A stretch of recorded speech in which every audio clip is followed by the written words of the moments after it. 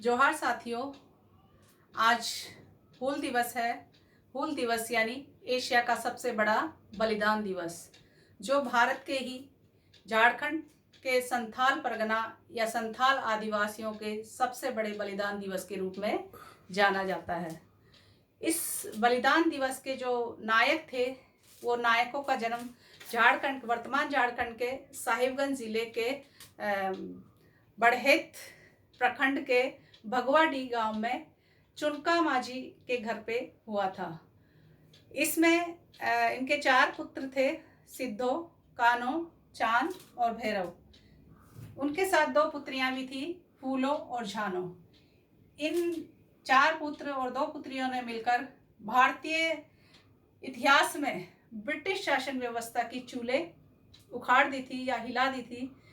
उसी के साथ एक बहुत बड़ा कारवां जुड़ गया था और उस कारवां के बलिदान दिवस की ये माँ गाता है, जो हूल दिवस या विश्व के या एशिया के सबसे बड़े बलिदान दिवस के रूप में 30 जून को मनाई जाती है।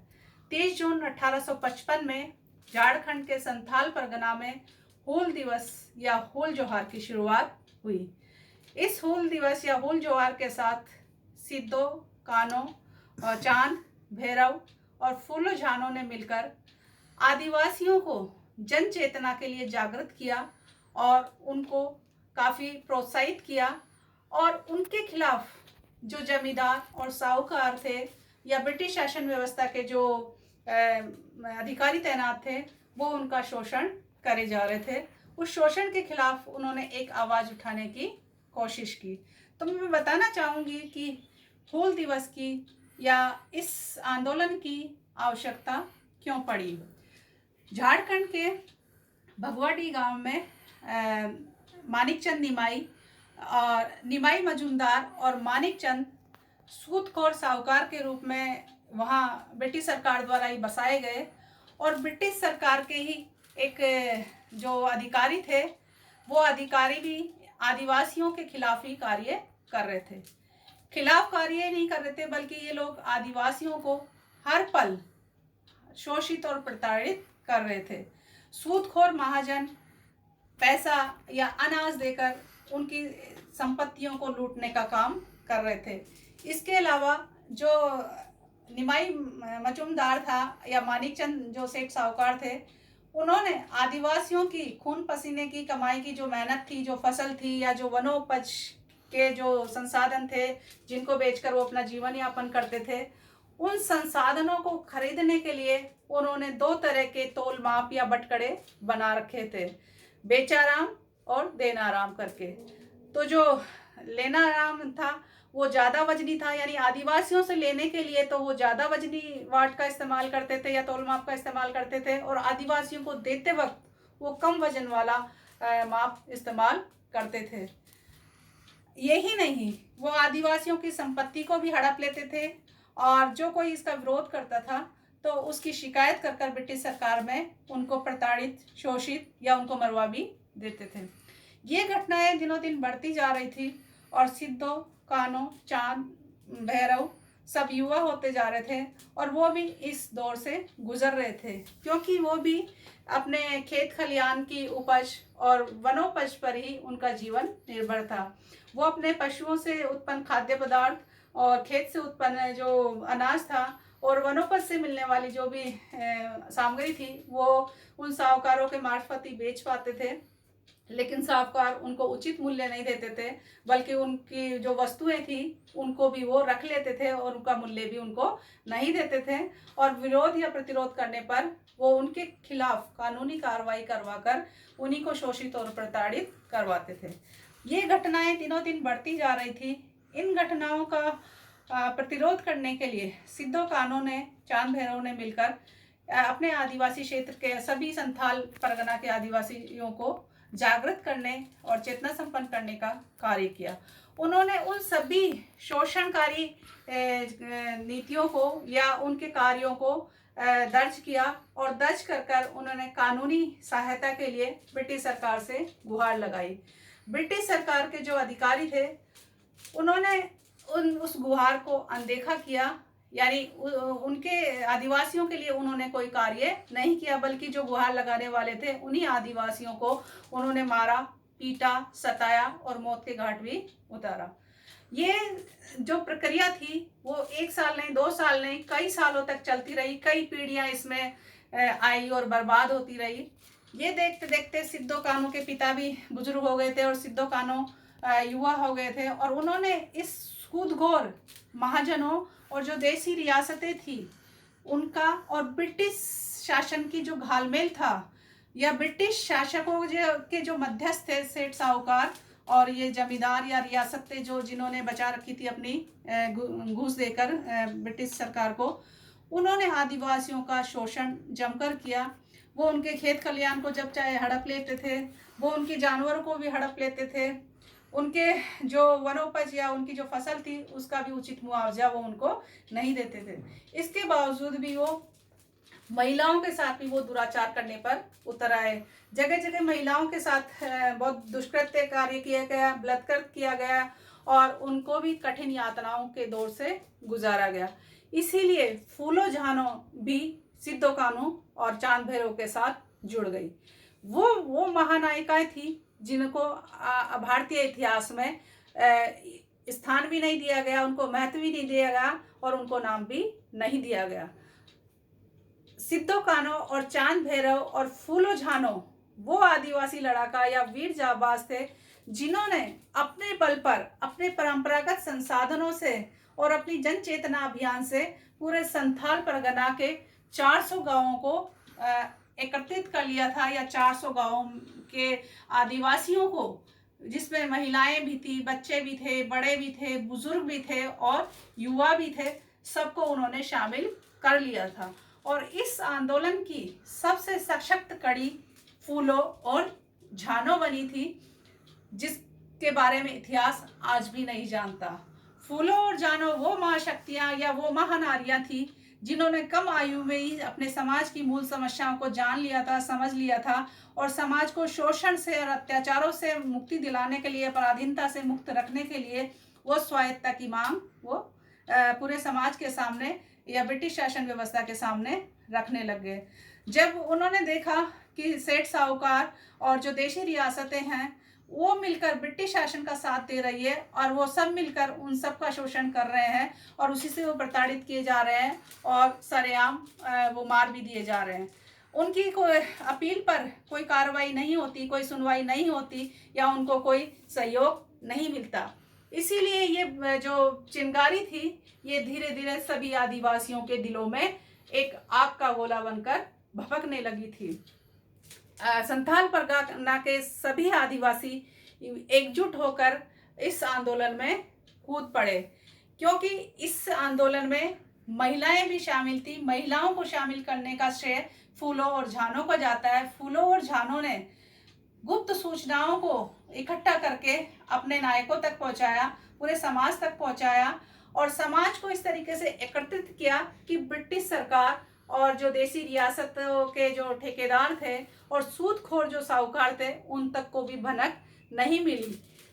फूलो झानो ने 3 तरीके से इस संगठन को आगे बढ़ाने का कार्य किया। उन्होंने सभी आदिवासियों को जागृत करने के लिए घर घर जाकर संपर्क किया और साल की टहनी देकर उनको इस योगदान में, इस समर में, इस रण में बलिदान करने के लिए, समर्पित करने के लिए उन्होंने आमंत्रित किया।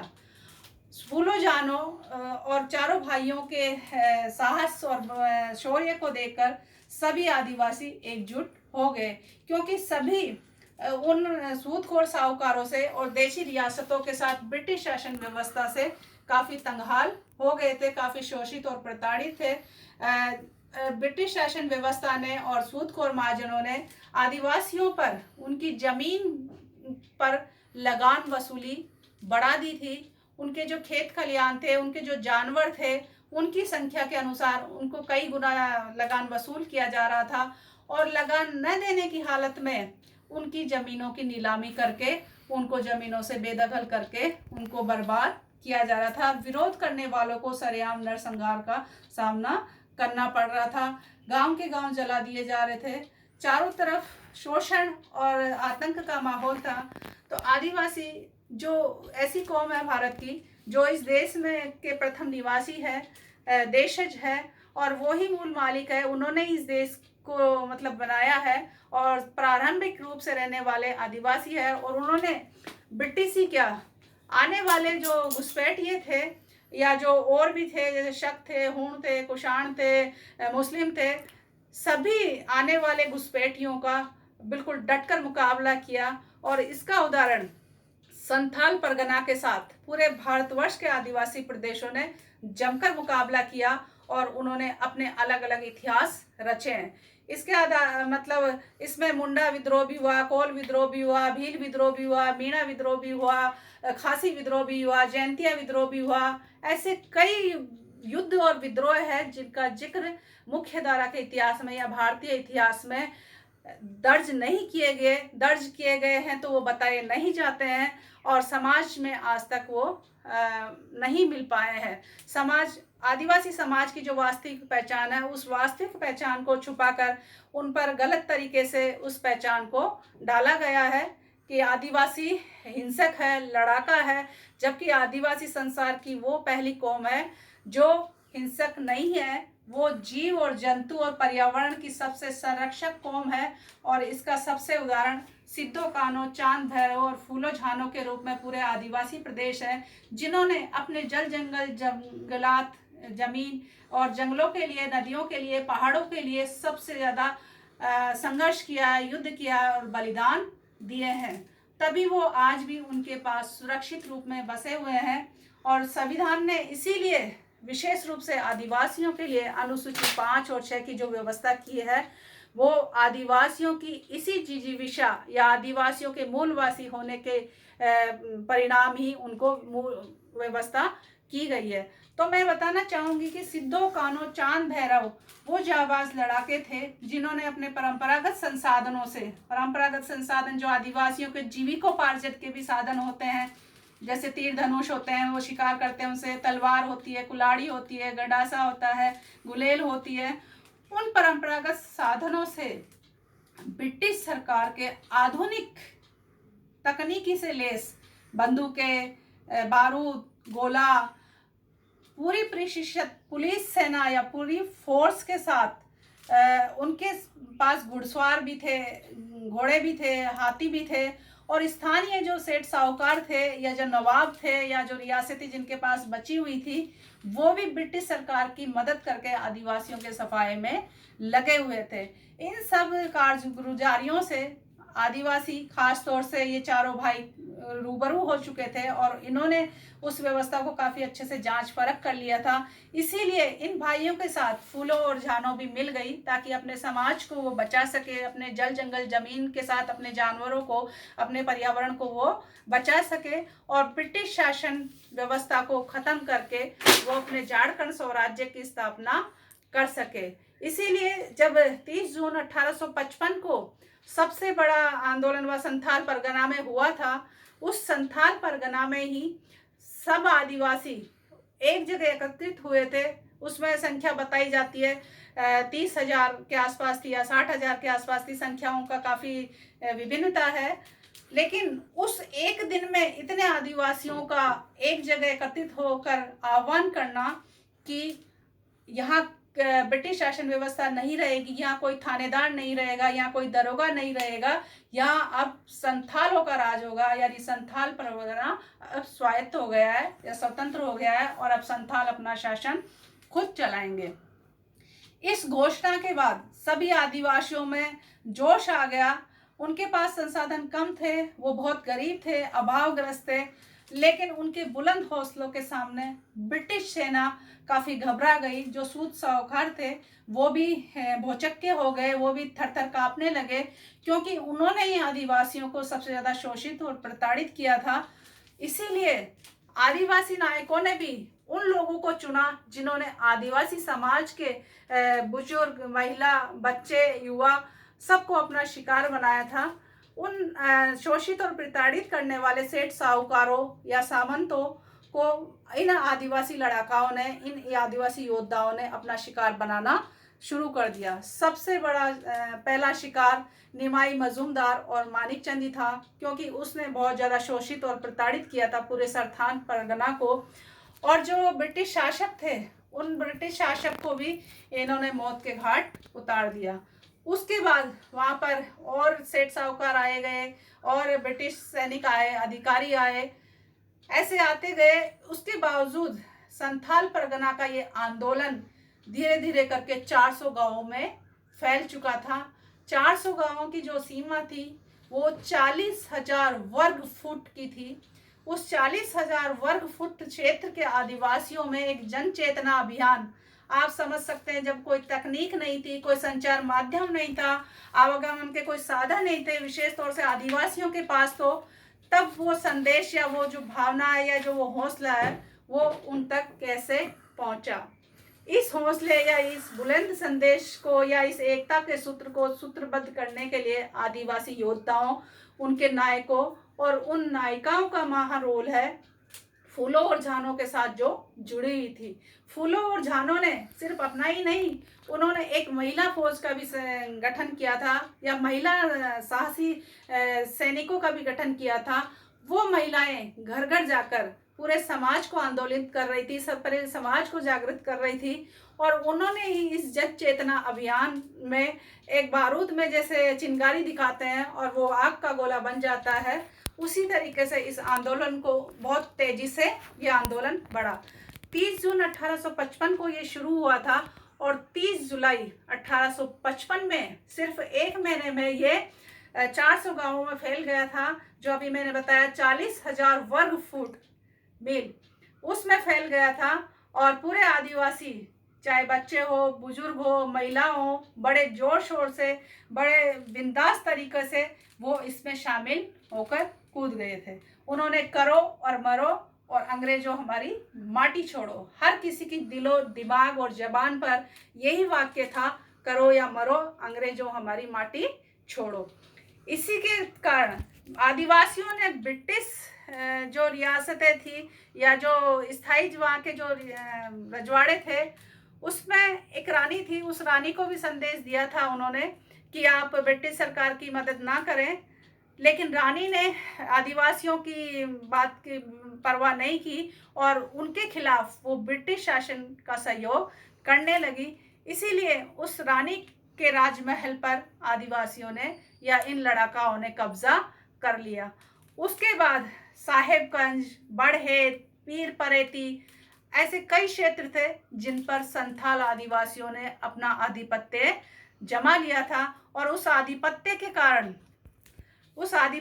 कारण जो सेठ साहूकार और सूदखोर थे और जो कर्नल या जो अधिकारी थे वो काफ़ी बौखला गए थे। वो बौखला करने के बाद उनकी जो तिलमिलाट थी, वो तिलमिलाट आदिवासियों पर बहुत ज़्यादा शोषण और अत्याचार के रूप में क्रूर होती गई। उसका सबसे बड़ा उदाहरण है जो मोर्टिलो टावर। मोर्टिलो टावर एक ऐसा टावर बनाया गया था, वो संथाल परगना क्षेत्र में ही बनाया गया था, जहां आदिवासी बाहुल्य था या आदिवासी जो आबादी सघन रूप से बसी हुई थी, उसी क्षेत्र में एक 20 फुट लंबा, 30 फुट चौड़ा और 30 फुट ऊंचा एक टावर बनाया गया। उस टावर में 56 सुराख ऐसे बनाए गए जिनसे बंदूक से गोली मारे तो कोई भी मर जाए लेकिन मारने वाला सुरक्षित रहे। वो टावर आदिवासियों की कब्रगाह के रूप में साबित हुआ, क्योंकि उसमें ब्रिटिश शासक छुपे रहते थे और जैसे ही आदिवासी बाहर आते थे तो वो अपनी गोलियों से उनको मौत का शिकार बनाते थे। इसके बावजूद आदिवासियों का साहस और बिंदास हौसले थे, वो कम नहीं हुए, वो बढ़ते जा रहे थे। वो आग की लपटों की तरह, जंगल की आग की तरह वो बहुत तेजी से पूरे भारतवर्ष में फैलते जा रहे थे। और इसका क्षेत्र बिहार ही नहीं था, बंगाल भी था, कोलकाता भी था, और ये बहुत बड़ा क्षेत्र था जिसमें ये आंदोलन बहुत तेजी से फैलता जा रहा था। इसीलिए अंग्रेज, ब्रिटिश सरकार और देसी रजवाड़े काफ़ी भयभीत हो गए और भारत के इतिहास में एक सबसे बड़ा काला कानून मार्शल लॉ यानी फौजी कानून उन्होंने लागू किया गया। भारत के 200 सालों के इतिहास में कहीं पर भी मार्शल लॉ या फौजी कानून लागू नहीं किया गया। इस संथाल परगना में ही क्यों लागू किया गया? आप सब इस माशाल्लाह और मोर्टिलो टावर से जज कर सकते हैं या तय कर सकते हैं कि ये आंदोलन कितना साहसी योद्धाओं का होगा, कितने बहादुर योद्धाओं का होगा, कितने बलिदान उन्होंने दिए होंगे और किस साहस और बुलंद हौसलों से वो अपने परंपरागत संसाधनों से जो गोला बारूद और बंदूकों से गोलियां खाकर भी वो उनका मुकाबला कर रहे थे। इस आंदोलन में लगभग 60,000 आदिवासी शामिल हो चुके थे। इसमें महिलाएं, बुजुर्ग, बच्चे, युवा सभी का योगदान है। इसमें बताया जाता है कि फूलों झानों के साथ 1,000 साहसी महिलाएं, 1,000 से ज़्यादा भी हो सकती है, उन महिलाओं का भी बहुत बड़ा योगदान है। आदिवासियों की ताकत और बुलंद हौसले बढ़ते जा रहे थे और उनका अधिकार क्षेत्र भी बढ़ता जा रहा था और अंग्रेजी शासन की वहाँ से चूल्हे उखड़ने लग गई थी, उनकी जड़ें निकलने लग गई थी। देसी रियासतें और जो रजवाड़े थे वो भी भयभीत होकर अपने राजमहलों को या अपनी राज्य गद्दी को छोड़ छोड़कर वहाँ से भाग रहे थे। इसी के साथ वहाँ पर जो ब्रिटिश सरकार और रजवाड़ों ने इस आंदोलन को दबाने के लिए या कुचलने के लिए सिद्धो कान्हू को पकड़ने के लिए उन्होंने उस वक्त में 1855 में उन्होंने 10,000 का इनाम रखा। 10,000 का इनाम आप समझ सकते हैं 1855 में उसकी क्या कीमत हो सकती है और आज के समय में क्या हो सकती है। इसके बावजूद भी उन्होंने आदिवासियों को तोड़ने के लिए उन्होंने काफ़ी योजनाएं या काफ़ी घूसखोरी का काम किया और उन्होंने आदिवासी क्षेत्रों में अपने लोगों को बसाना शुरू कर दिया था।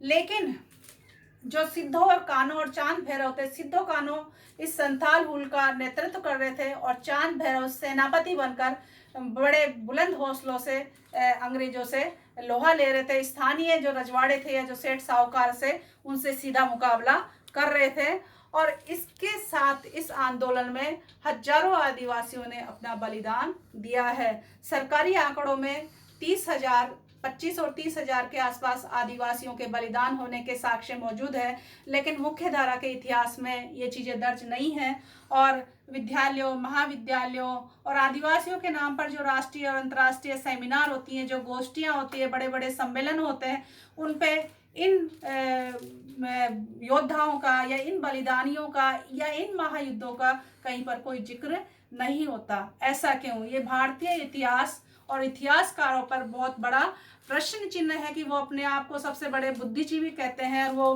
भारत का इतिहास लिखे हैं। तो सबसे पहले प्रश्न चिन्ह उन्हीं पे या उनके व्यक्तित्व पर उठता है कि उन्होंने आदिवासियों के इतिहास को भारतीय इतिहास में शामिल क्यों नहीं किया। भारत भूमि को या भारत को बनाने वाले, अपना भू प्रदेश देने वाले आदिवासियों का इसमें जिक्र क्यों नहीं किया गया। जब संथाल परगना का जो आंदोलन था, इतना तगड़ा आंदोलन था, इसमें मार्शल लॉ भी लगा और मोर्टिलो टावर भी बना, उस आंदोलन को आज़ादी का पहला स्वतंत्रता आंदोलन क्यों नहीं घोषित किया गया। सिद्धो कान्हू, चांद भैरव और फूलो जानो को प्रथम राष्ट्रीय आंदोलन के नायक क्यों नहीं घोषित किया गया। ये भारतीय व्यवस्था, ये प्रशासन और सरकार और इतिहासकारों पर बहुत बड़ा प्रश्न चिन्ह है और इस इतिहास को सही तरीके से जानने, समझने और इसको सही स्थान देने, उनको सही महत्व देने और उनके बलिदान को सदा के लिए स्मरण करने के लिए उन महाबलिदानियों के त्याग, तपस्या और उनके समर्पण की जो पराकाष्ठा थी कि वो अपने जल जंगल जमीन के लिए कभी उन्होंने किसी की अधीनता स्वीकार नहीं की थी, तो आज़ादी के पहले नायक भी ऐसे ही नायक होने चाहिए। जब 10,000 की इनाम राशि रख दी गई, उस वक्त कुछ घुसपैठिया समाज के भी थे जो मिले हुए थे। ब्रिटिश सरकार ने उन्होंने डरा धमका के मिला रखा था, तो उन्होंने सिद्धो और कान्हू को मतलब पकड़ लिया और उनको हवालात में डाल दिया। उधर चांद और भैरव सिद्धो कान्हू का नेतृत्व संभाल रहे थे, वो सेनापतित्व भी संभाल रहे थे और युद्ध का नेतृत्व भी कर रहे थे। युद्ध काफी भयावह होता जा रहा था। उस युद्ध में बताया जाता है कि सिद्धो कान्हू भी मारे जाते हैं। चांद भैरव मारे जाते हैं और सिद्धो कान्हू को पुलिस पकड़ ली जाती है। उसमें जेल में दोनों को बहुत अमानवीय यातनाएं दी जाती है। तब फूलो झानो अपनी जान पर खेलकर रात के घने अंधकार में दोनों को बचाने के लिए वो जेल में या हवालात में दबे पांव चली जाती है। रात का अंधकार था और अंधकार में वो जेल के अंदर जब जाती है तो थोड़ी बहुत आवाज़ होती है, तो ब्रिटिश सैनिक चौकन्ने हो जाते हैं और वो अपने हथियारों को संभालने लग जाते हैं। जो फूलो और झानो थी वो बहुत साहसी और वीर योद्धा थी। उनके हाथ में चमकती तलवारें थी और उन्होंने उसी अंधकार में ताबड़तोड़ वार किया और 21 सैनिकों को वहीं पर ढेर कर दिया। ब्रिटिश सैनिकों को फूलो झानो ने जेल के अंदर ढेर किया और वो भी उन्होंने मतलब अपने भाइयों के लिए और देश की धरती को बचाने के लिए, अपने जल जंगल जमीन को बचाने के लिए उन्होंने अपना भी बलिदान वहीं पर दिया। उनके साथ उनकी जो सखियां थी, वीर लड़ाका साथी हैं, वो भी वहाँ पर शहीद हो गई। ये वाकया देखकर ब्रिटिश गवर्नमेंट काफ़ी बौखला गई। उन्होंने कानू को जेल में ही फांसी की सज़ा दे दी। कुछ समय बाद कुछ आंकड़े बताते हैं कि 5 फरवरी को उन्होंने एक पेड़ पर, गांव में सरेआम सेमल के पेड़ पर सिद्धों को फांसी दी थी। फांसी देते वक्त सिद्धों ने ब्रिटिश हुकूमत को ललकारा था कि अगर आप मुझे मार देते हैं तो और भी कई सिद्धों पैदा होंगे और आपका मुकाबला करेंगे। इतना ही सुनकर ब्रिटिश गवर्नमेंट काफ़ी भयभीत हो गई थी और उन्होंने सिद्धों को फांसी देने के साथ बताते हैं कि उनको वहीं पर जला दिया था और उनकी राख भी वो वहाँ से उठाकर अपने साथ ले गए थे। ऐसे थे हमारे संथाल परगना के वीर साहसी जाबाज योद्धा, जिन्होंने अपनी धरती के लिए, अपनी माटी के लिए, अपने देश प्रेम के लिए अपने आप को, अपने पूरे परिवार को और अपने समाज को बलिदान करके इस धरती को, इस जल जंगल जमीन को या इस पर्यावरण को बचाया है। उन्होंने ब्रिटिश सरकार से भी बचाया है, स्थानीय जो सूदखोर थे, जो महाजन थे, उन लोगों से भी बचाया है जो हमेशा शोषित और प्रताड़ित करते थे। इसीलिए 30 जून 1855 से लेकर आज तक ये बलिदान दिवस के रूप में मनाया जाता है। कहते हैं कि ये सबसे बड़ा बलिदान दिवस है या एशिया का सबसे बड़ा बलिदान दिवस है। इसमें जितने बलिदान हुए हैं वो सारे बलिदान आदिवासियों के ही हैं और आदिवासी भारत के हर क्षेत्र में बसे हुए हैं। उनकी संख्या कम और ज़्यादा हो सकती है, लेकिन हर क्षेत्र में बसे हुए हैं और उन्होंने हर क्षेत्र से अपने स्वाभिमान के लिए या अपनी धरती के लिए काफ़ी संघर्ष किए हैं और इन संघर्षों का ही उनका इतिहास गवाह है। उनके द्वारा जो बनाए गए किले हैं, बावड़ियाँ हैं, महल है, कोर्ट है और शिलालेख है, पूरे भारतवर्ष में मिल जाएंगे और अब वो इतिहास वापस से लिखा जाना चाहिए ताकि जो वास्तविक हकदार है, जिन्होंने देश के लिए बलिदान दिया है, उनका इतिहास लिखा जा सके और समाज में उनकी वीरता का, उनकी पराकाष्ठा का और उनके शौर्य का सही संदेश जाए, ताकि जो भावी पीढ़ी है उनसे काफ़ी ऊर्जा ग्रहण कर सके, साहस ग्रहण कर सके और अपने परिवार और समाज के साथ पूरे राष्ट्र को अपना योगदान दे सके। तो मैं प्रश्न पूछना चाहूँगी इतिहासकारों से, जो उन्होंने दर्ज किया है कि 1857 का जो संग्राम था वो देश की आज़ादी का या राष्ट्रीय आंदोलन का पहला संग्राम था और उसके नायक थे मंगल पांडे। तो क्या उनको नहीं पता मंगल पांडे ब्रिटिश सरकार के सैनिक थे? वो खुद ब्रिटिश सरकार के गुलाम थे और एक गुलाम द्वारा कैसे राष्ट्रीय आंदोलन की शुरुआत की जा सकती है जब वो खुद उनकी सेवा में रत थे। वो खुद भारतीयों को हताहत करने के लिए वहाँ तैनात थे। उनके बारे में बताया जाता है कि उन्होंने चर्बी युक्त कारतूस से उपयोग करने से मना कर दिया था। तो आप सोच सकते हैं कि वो कितने बहादुर होंगे, कितने बिंदास होंगे और देश के लिए उन्होंने कितना बलिदान किया होगा। उनके परिवार ने या उनकी पूरी कौम ने या उस बटालियन ने जिसको आज़ादी का पहला नायक घोषित किया गया या आज़ादी या स्वतंत्रता संग्राम का पहला युद्ध घोषित किया गया है।